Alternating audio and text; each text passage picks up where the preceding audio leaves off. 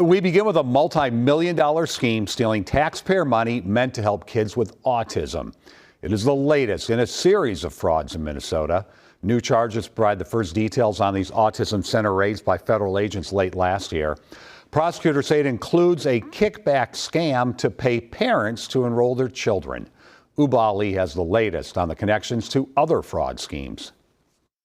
Federal agents stormed through the doors of Smart Therapy, loading boxes of evidence. What they found inside that winter led to today's charges.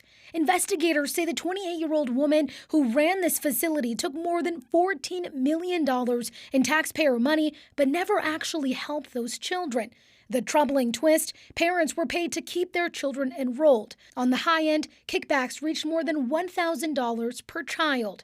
And if the payments weren't big enough, parents threatened to leave Smart Therapy and take their children to other autism centers. Charging documents say the owner approached parents to recruit children into Smart Therapy even if they didn't have autism. Court documents say the behavioral technicians they employed were often relatives with no formal education beyond high school.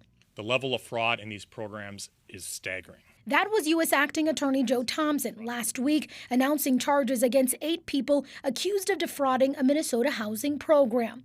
This case highlights what federal prosecutors are calling a significant crossover.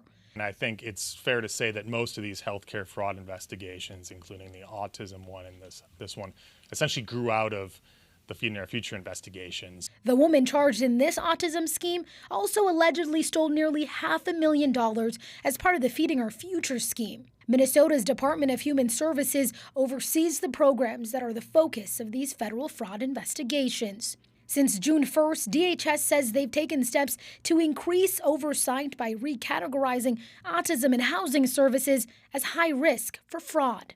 The change will strengthen oversight by fingerprinting owners, requiring screening visits, and allowing unannounced site visits. DHS is also planning to temporarily halt new autism provider enrollments until licensing requirements are in place.